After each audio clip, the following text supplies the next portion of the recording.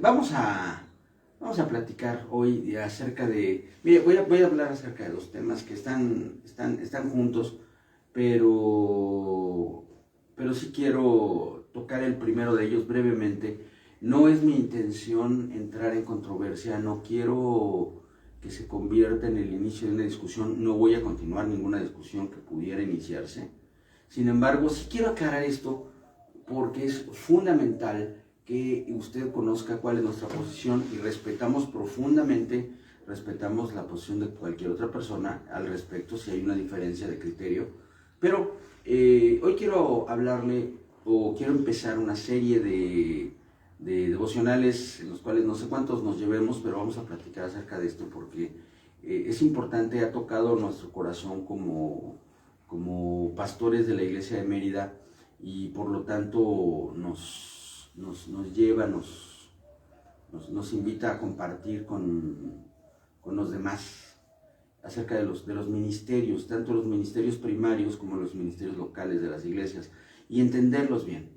Pero vamos a hablar primeramente de la vigencia de los ministerios. Déjeme decirle a qué me refiero. La iglesia cristiana, nosotros entendemos, los protestantes, los evangélicos, los que pertenecemos al cuerpo de Cristo y que nos encontramos dentro del ámbito de la iglesia evangélica organizada, por decirlo de alguna forma, tenemos algunas diferencias de opinión muy importantes con respecto a ciertas cosas. Quiero aclarar, no hay diferencia alguna de criterio en relación con la doctrina de la salvación, porque doctrinas no hay muchas. Esto es una mentira que se ha difundido dentro del cristianismo, decir es que hay muchas doctrinas. No hay muchas doctrinas, hay una sola doctrina verdadera y sana, que es la doctrina bíblica, y hay muchas opiniones o interpretaciones respecto de esta doctrina que no puede cambiar. Si hay un cambio, si hay una diferencia en la doctrina, eso tiene un nombre bíblico que se llama falso evangelio y es un camino de perdición y de oscuridad. Eso es lo que distingue a una secta, esto es lo que distingue a un falso maestro, a un falso cristiano que guía como ciego a otros ciegos a la perdición. La iglesia de Cristo está formada por miles, creo yo, miles de denominaciones, tienen miles de nombres las organizaciones, y cada organización está regulada y está organizada, válgase la redundancia, de una forma que es acorde con los criterios y las perspectivas de cada uno de los liderazgos que están al frente de esas iglesias. No tenemos una cabeza visible común, una persona terrenal que esté al frente de todas las denominaciones cristianas, aunque todos somos una sola iglesia, naturalmente, pero las diferentes denominaciones tienen algunas diferencias en el formato del culto, en su organización administrativa, y también hay algunas diferencias en cuanto a la opinión que se vierte sobre la sana doctrina, que es la doctrina de la palabra de Dios. Diferencias tales como, por ejemplo, la predestinación o el determinismo, que son dos posturas distintas en relación con la forma en la que Dios interviene en la humanidad. No voy a tocar el tema ahorita porque es un tema profundo, complejo, tiene más de 500 años de que no hay resolución, y sin embargo yo quiero decirle que eso no nos separa, no nos aparta a los hermanos en Cristo de una y otra parte, de una y otra opinión. No nos separa. Los que creen que estamos predestinados tienen una serie de opiniones al respecto. Los que creen que Dios tiene conocimiento absoluto de todo, pero tenemos libre albedrío, tenemos otra perspectiva diferente. Sin embargo, somos hermanos y caminamos juntos en el nombre de Cristo Jesús. Amén. Hay otros temas. El tema del que voy a hablarle hoy es el tema de la vigencia de los ministerios primarios. Vigencia quiere decir que están activos o están vigentes, otra vez ando redundando mucho, que apago el switch del vocabulario, están vigentes el día de hoy actualmente. Una parte de la cristiandad, probablemente la mitad o más, un poco más o menos, están convencidos de que los ministerios primarios establecidos por el Señor durante la época de la primera iglesia, mire, se dice usualmente la iglesia primitiva, pero eso suena muchas veces como que la iglesia primitiva andaba con piedras y palos, ¿no? Y la primera iglesia se desarrollaron durante ese periodo los 5 ministerios primarios: apóstoles, profetas, evangelistas, pastores y maestros. Hoy en día hay muchas iglesias que detentan o declaran que no existe ya vigencia de ningún otro ministerio o de algunos ministerios. Hay otras que dicen que todos los ministerios están vigentes, y esto, amados hermanos, es algo que no tendría por qué ser causa de división. Mire, yo tengo una perspectiva al respecto y vamos a platicar ahorita de eso, pero no es soteriológico. ¿Qué quiere decir la palabra soteriológico? Viene del griego soterión, que quiere decir salvación. La doctrina del Evangelio, es decir, la enseñanza de las buenas nuevas de que Cristo vino a la tierra, eso quiere decir en español doctrina del Evangelio. O sea, la enseñanza de la buena noticia de Cristo Jesús como nuestro Salvador, esa no cambia. Si en alguna parte a usted le enseñan algo diferente de lo que dice la Biblia, esos no son cristianos. Se digan lo que se digan y tengan el símbolo que tengan en la puerta de su casa. La doctrina de salvación es una y única. Jesucristo es el único y suficiente Salvador que vino a esta tierra, vivió una vida perfecta siendo verdaderamente humano, aun cuando en él residía toda la esencia de la divinidad. Murió en la cruz del Calvario por nuestros pecados, descendió a las profundidades para traer a la cautividad de Sión, es decir, aquellos que murieron cautivos a la muerte temporalmente porque no había venido el Mesías, pero sin embargo esperaban su venida con honestidad, y resucitó y está a la diestra del Padre. Amén. Ese es el Evangelio. Punto. Ese es el Evangelio. Si alguien enseña algo diferente a esto, cuidado, es maldición, es anatema. De todas las demás cosas hay diferencias de opiniones, y este asunto de la vigencia de los ministerios es importante porque creemos que la palabra de Dios es activa, es eficaz, y nos encontramos nosotros en la Escritura un texto muy específico que habla de los 5 ministerios primarios que fueron establecidos para edificar al cuerpo de Cristo, que son los apóstoles, los evangelistas, los apóstoles, los profetas, los evangelistas, los pastores y los maestros. Estos 5 ministerios son el fundamento de la expresión teológica que es los dones de la ascensión. Es decir, ¿qué fue lo que el Señor dejó en esta tierra cuando Él ascendió a los cielos? La palabra de Dios dice claramente que es necesario que Él ascendiese para que viniera el Espíritu Santo de Dios. Los dones de la ascensión son todos aquellos dones de Dios que nos fueron entregados a nosotros desde el momento en que el Espíritu Santo se manifestó en esta tierra. Y están divididos en varias partes porque hay varios aspectos. Están los dones espirituales, están los dones de la ascensión, etc. Los dones de la ascensión son aquellos regalos que Dios nos dio para que la presencia literal, escuche lo que le estoy diciendo, la presencia literal de Dios siguiera vigente en esta tierra, aún después de que Cristo partió. El Señor Jesucristo ejerció a lo largo de su ministerio varias funciones que se pueden dividir en 5 específicamente, ¿no? La primera de ellas es que Él vino como enviado del Padre Celestial, con una misión específica y con un propósito específico. El Señor Jesucristo vino a buscar y salvar lo que se había perdido. El Señor Jesucristo vino a anunciar que el reino de los cielos se había acercado. El Señor Jesucristo vino a dar libertad a los cautivos. Él vino a anunciar la libertad a los que estaban presos. Él vino a darle a la gente la palabra que lo hizo nacer de nuevo, que nos hizo nacer de nuevo. También el Señor Jesucristo vino a declarar la voluntad del Padre Celestial, a establecer en nosotros dirección, a darnos palabras que nos advierten, que nos orientan, que nos alientan y que nos edifican directamente de parte del Padre. El Señor Jesucristo vino a encargarse de que ese mensaje fuera difundido por toda la tierra. Él lo hizo personalmente, escogió 12 discípulos para que ellos se encargaran de hacer esta obra y los capacitó.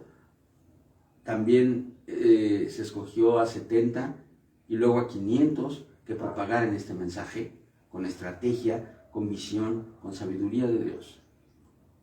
El Señor vino a cuidar el corazón de las personas. El Señor vino a consolar, vino a sanar, vino a acompañar, vino a estar al lado y estar presente en la vida cotidiana de cada una de las personas que Él tocó con su vida y hacer que su vida fuera una vida conforme a la voluntad de Dios. Y el Señor también vino a enseñar, a declarar, a transformar las mentes y los corazones a través del conocimiento de la palabra de Dios. Le acabo de decir todo lo que hizo el Señor. Todo esto lo hacía al mismo tiempo. O sea, Él era Jesús. O sea, era un hombre sin pecado. Sí, por supuesto que en Él residía la esencia de Dios. Pero sin embargo, yo le quiero decir que esto lo hizo sin ejercer el poder sobrenatural de Dios, porque mientras caminó en esta tierra, el Señor Jesucristo se despojó de su gloria infinita y anduvo como usted y como yo. Y sin embargo, Él era plenamente capaz de ejercer estas 5 funciones solito. Pero el don que nos dio en su ascensión fue el enviar a su Espíritu Santo para capacitarnos a algunos seres humanos para poder cumplir estas funciones. Sin embargo, el Señor, que ya nos conoce, que no es que seamos así muy, muy buenos, que digamos con las cosas, mejor dividió esas tareas, esas 5 áreas de operación, de tal forma que hoy en día la iglesia recibe la bendición de este ejercicio de funciones, no de una sola, sino de 5 personas. Y estas 5 personas fueron establecidas como ministerios en la iglesia. La palabra ministerios, que viene del griego ministros, que quiere decir representante, somos personas que representamos a Cristo y que hacemos la obra de Cristo, que somos servidores de Cristo y somos los apóstoles, profetas, evangelistas, pastores y maestros. Estos 5 ministerios primarios, juntos, trabajando en conjunto como uno solo, hacemos, aunque imperfectamente, la obra que hizo Cristo Jesús cuando caminó en esta tierra. Se necesitan 5 para completar un Cristo, para completar un Jesús, ¿verdad? Y creemos nosotros, la iglesia del Señor sostiene que esos 5 ministerios están vigentes y que deben manifestarse en el tiempo de Dios en cada iglesia para que funcionemos como es debido. Nosotros lo creemos así. Yo le repito, si usted considera algo diferente, no permita que el enemigo nos divida por esa diferencia de opiniones. Escuche con respeto y con sabiduría de Dios lo que le vamos a ir compartiendo a lo largo de estos devocionales en relación con los ministerios primarios y tome lo bueno, deseche lo que considere malo. Y creo yo que al final de cuentas, más allá de toda opinión, está el amor. Y eso es lo que nos distingue, ya lo hemos hablado en diversas ocasiones, a los cristianos. No es la mucha doctrina o la alabanza bonita, o que seamos rezantísimos o algo así, sino que nos amemos los unos a los otros. Amén. Bueno, dicho lo anterior y cerrado el tema, vamos a hablar del primero de los ministerios, el ministerio de apóstol. Antes de antes de abundar en el tema de qué es un apóstol, quiero decirle que no es un apóstol, porque el tener confusión y no tener claridad con respecto a lo que es lo que ha provocado que muchas personas, muchas iglesias, muchos ministros hayan acabado por rechazar de plano radicalmente el ministerio apostólico. ¿Y sabe qué? Tienen razón en rechazar a muchos que, como dice la Escritura, y así lo dicen, se dicen apóstoles sin serlo, porque sí los hay, y para entenderlo vamos a hablar un poquito de lo que no es un apóstol. Un apóstol no es el máximo gobernante de una denominación cristiana. La palabra apóstol no está ligada a la palabra gobierno. La palabra apóstol no está ligada a la palabra máxima, absoluta e irrefutable autoridad. La palabra apóstol, yo le voy a platicar lo que nos contaba un apóstol, un amigo nuestro, un siervo de Cristo, de allá de la ciudad antigua en Guatemala, el apóstol Prem, nos cuenta que fue a Grecia, tuvo la oportunidad, el privilegio de viajar a Grecia, y él, pues, como un estudioso de la Escritura, tiene conocimientos suficientes de los idiomas griego y hebreo para poder moverse en el mundo del estudio de la palabra. Y llegando allá, iba en la calle, caminando, turisteando, ¿no? Y de repente ve un letrero en una tienda, lo leyó en griego, y decía, literalmente así decía, se solicita apóstol con motocicleta.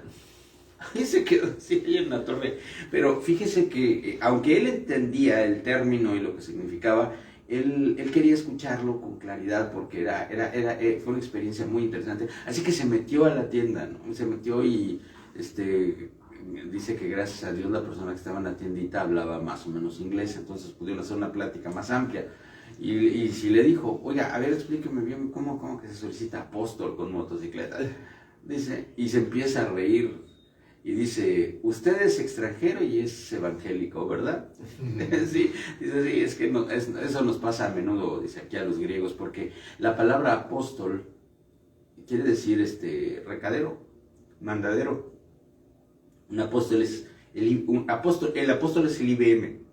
Y veme a traer esto, y veme a traer lo otro, y voy a dar este recado. O sea, la palabra apóstol es la palabra que en griego se utiliza para mencionar a un chalán, a un servidor, a alguien que está para hacer los recados de otro.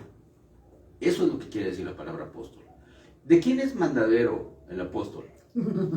Pues de Dios, de Dios. Los apóstoles son aquellos que reciben un encargo especial de parte de Dios, que son enviados de forma especial de parte de Dios a hacer la obra del Señor, a sembrar de parte de Dios cosas que son directas. Fíjese lo que le voy a decir ahorita, son labores directas del Espíritu Santo, como el establecer ministerios, como el revelar la doctrina, que es no quiere decir que sea nueva doctrina, ojo, toda la doctrina está en la Biblia, pero la Biblia va recibiendo luz conforme va pasando el tiempo en relación cronológica y conforme la iglesia tiene requerimientos específicos en relación conductual. La iglesia a veces necesita entender cosas que a lo mejor ha leído 100 veces y el Señor le da a alguien que envió específicamente la misión de aclarar la respuesta de Dios a esa situación a través de este texto que no se había entendido antes. Entonces, el apóstol es un enviado especial de Dios, que viene o que existe para servir a los demás, que existe para servir a Cristo, que tiene la misión en muchas ocasiones de dictar, o de dictar, de revelar, de expresar la voluntad de Dios y la visión de Dios para su iglesia. Por eso hay una confusión en relación con el tema de la autoridad, porque en muchas ocasiones nosotros, por el hecho de que es el apóstol el que dice lo que se tiene que hacer y cómo se tiene que hacer, hay quien pueda ver en él erróneamente una figura de autoridad incuestionable, cuando la realidad de las cosas, yo quiero contarle de nuestra propia experiencia. Nosotros somos una iglesia apostólica, es decir, nuestra cobertura espiritual, fíjese lo que le estoy diciendo, cobertura espiritual, no cabeza espiritual. La cabeza espiritual es Cristo Jesús y nadie más. Pero nuestra cobertura espiritual, y ahorita voy a explicar lo que quiere decir esto brevemente, porque es todo un tema lo de la cobertura, pero nuestra cobertura espiritual es un apóstol y un hombre que es un hombre digno de todo respeto, digno de toda reverencia por causa de su llamamiento y de su entrega al llamamiento de Dios, y es un gran ejemplo para nosotros. Y cuando nos visita, yo quiero platicarle de una visita en la cual recibimos nosotros al apóstol. Él llegó y yo obviamente, pues sujeto a él como mi autoridad, como la persona que me cubre, le dije, bueno, ¿qué hacemos? Dígame, porque tenemos una serie de actividades. Y él me contestó con sabiduría de Dios, ¿y a mí qué me preguntas? Yo vine a servir, para eso estoy. Tú eres el pastor, tú eres el responsable, tú dime qué hago. O sea, yo a lo que vine es a servir. Tú dime qué hago y yo obedezco, yo voy a hacer lo que tú me digas. Entonces yo me quedé así pensando y eso me llevó a una profunda meditación en relación con este concepto. Menciono otra vez brevemente, no quiero perder el tiempo con esa clase de gente. Algunos que utilizan este término para autonombrarse apóstoles y que ejercen esa posición como una autoridad tiránica, una autoridad absoluta e incuestionable, al punto de que estos acusan de rebeldía delante de Dios a aquellos que osen cuestionar su opinión o su autoridad. Se sienten dignos de ser servidos con bienes y con esfuerzo y con todo por parte de las personas que ellos tienen bajo su autoridad, esa autoridad que ellos han usurpado, ¿no? Hay abusos de personas que se autodenominan apóstoles que son visibles porque se han vuelto inmensamente ricos a costa de las iglesias sobre las que ellos se encuentran. Y eso es lo que ha provocado que mucha gente acabe por decir, no, ¿sabes qué? No hay apóstoles, es más, es un tipo que no sé, que se dedica a andar criticando, la verdad es que no es digno de mención, pero les llama a estas personas, lamentablemente también se lleva entre las patas a los apóstoles de Jesucristo, apostolobos,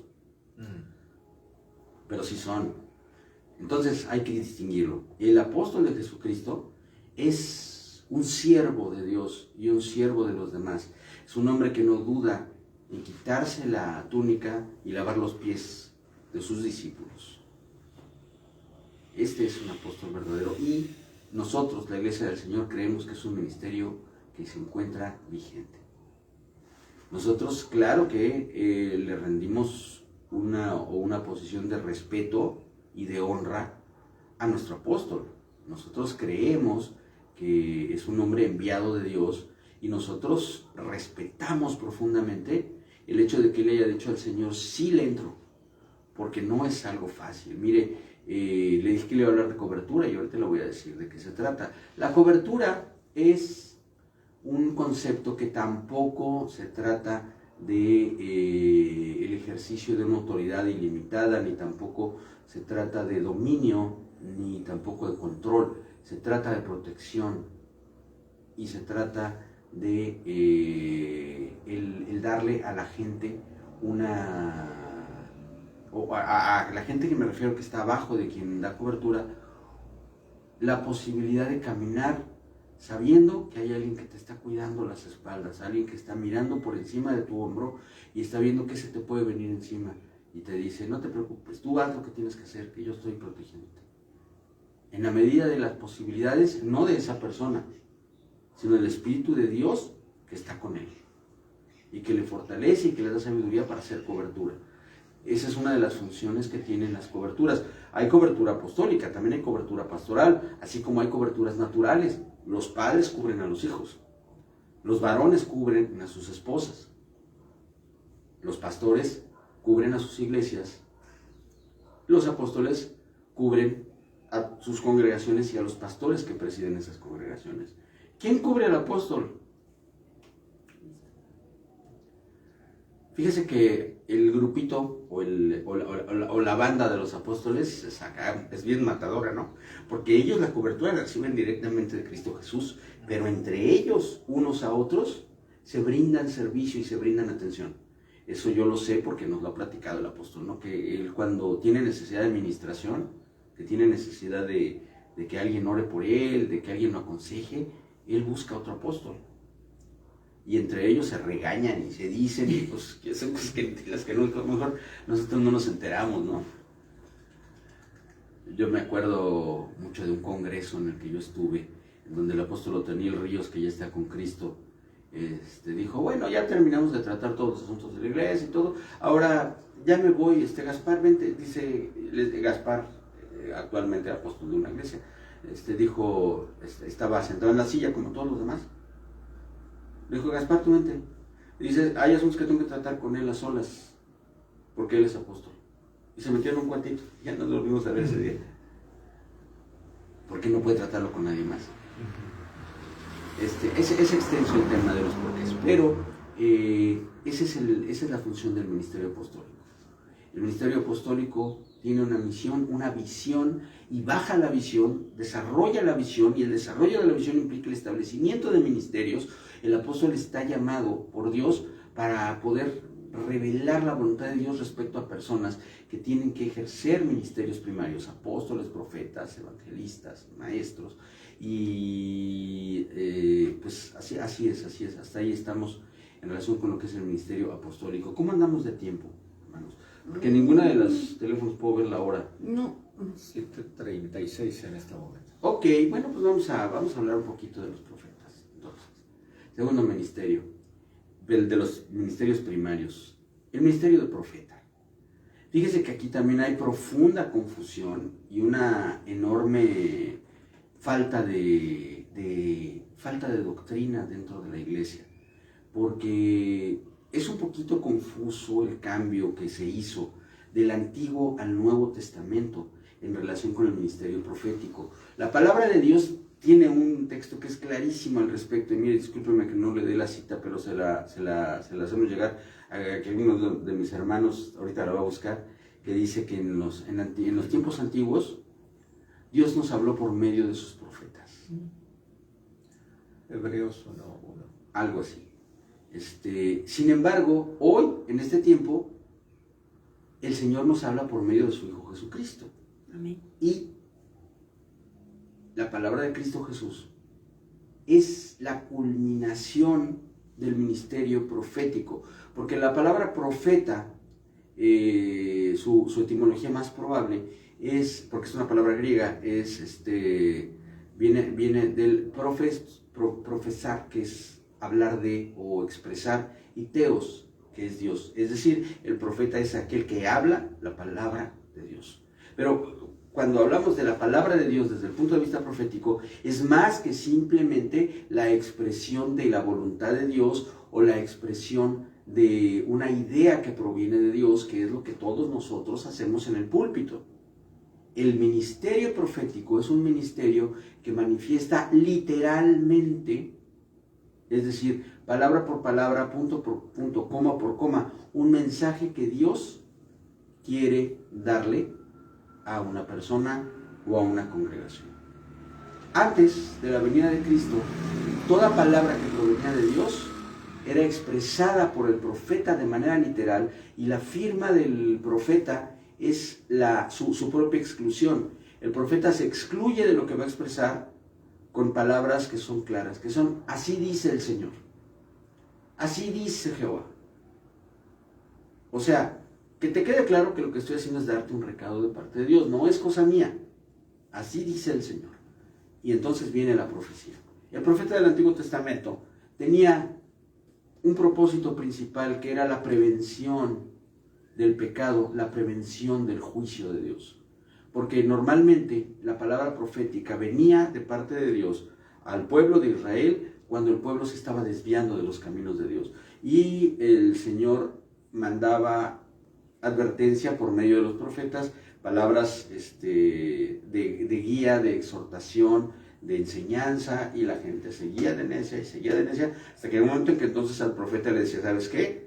Hazte para un lado, voy a hablar yo y díselos de mi parte. Y cuando el profeta emitía una profecía directa de parte de Dios, normalmente era una profecía que tenía implícito la inminencia de un juicio de Dios, de un juicio divino. Los profetas fueron todos escritores o más bien todos los escritores de la Biblia fueron profetas, porque la escritura está inspirada divinamente y son palabras que provienen directamente de Dios.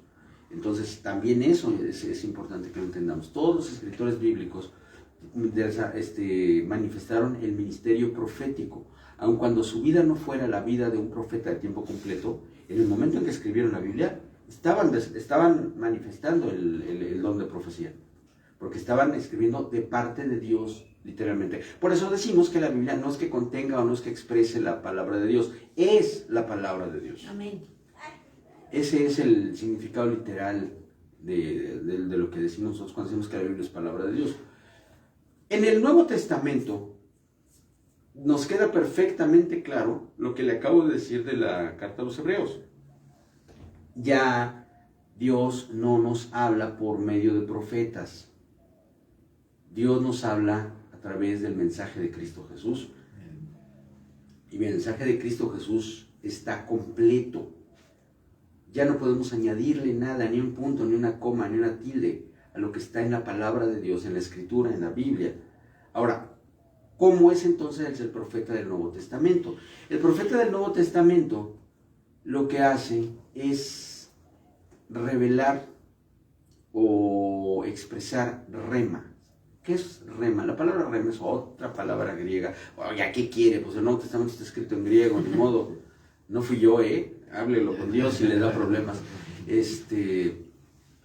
¿Qué quiere decir repetir o redecir? O sea, decir otra vez. Rema quiere decir repetir. ¿Qué? ¿Repetir qué?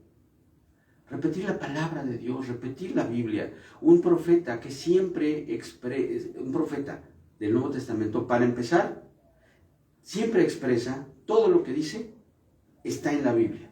Si es de Dios, está en la Biblia. Segunda característica, todo lo que dice es verdad. Todo lo que dice un profeta se cumple al pie de la letra, tal como lo dijo, porque si no, no es profeta de Dios. Y tercer lugar, toda palabra profética en el tiempo del Nuevo Testamento es una palabra que edifica al cuerpo de Cristo, que tiene como objetivo edificar, fortalecer, guiar y advertir a la iglesia de las cosas que están alrededor, de advertir a una persona en específico que es parte del cuerpo de Cristo o a toda la congregación acerca de algo con lo que tienen que cuidar o en donde tienen que enfocar su visión.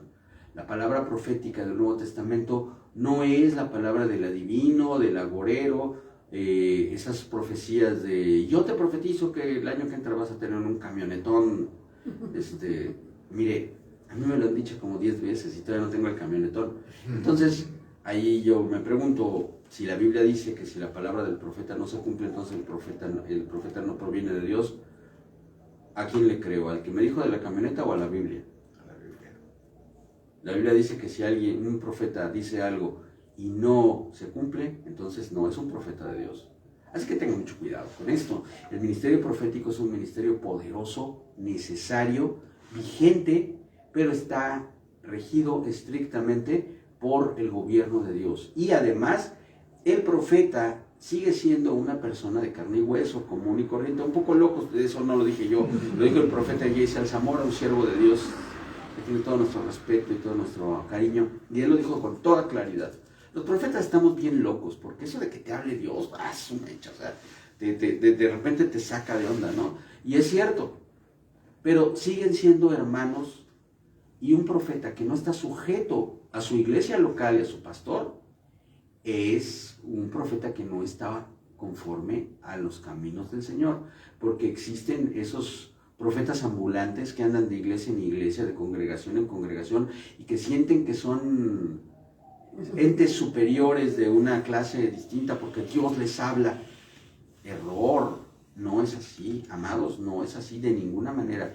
El profeta de Dios está sujeto al pastor de su iglesia local, y no hay profetas sin iglesia local, porque no hay cristianos sin iglesia local, y esto es porque así Dios lo estableció. El Señor estableció, el Señor dictó y creó, porque Él es el creador, ¿no? Él creó un método, un proceso para que los hombres lleguemos a los pies de Cristo, y este proceso, este método es la iglesia.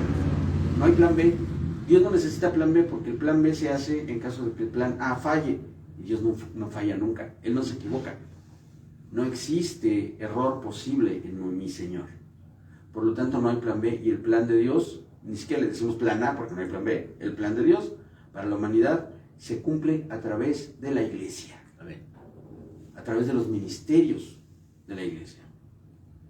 Y por hoy vamos a dejarlo ahí, vamos a terminar con esto. Vamos a hablar de los evangelistas, los pastores y maestros en el próximo devocional, pero yo quiero dejarlo con esto. Medítelo, piénsalo bien, porque es importante no solamente que usted entienda, reconozca y sí, así lo digo abiertamente, utilice a sus ministros, porque para eso estamos, para ser usados, estamos para servirle, para que usted pueda recibir de parte de Dios lo que tiene Dios.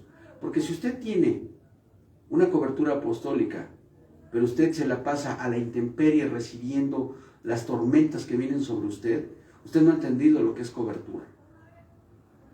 Si usted todo el tiempo se está preguntando, ¿y ahora qué voy a hacer, Dios mío? Y tiene profeta en la iglesia, pues probablemente no está aprovechando la bendición que Dios le da.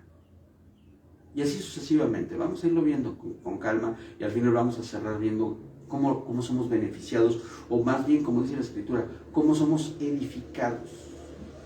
Porque los 5 ministerios primarios fueron establecidos para edificación del cuerpo de Cristo. ¿Cómo somos edificados por ellos? Primero vamos a ver sus funciones. Medítelo, piénselo, váyalo digiriendo.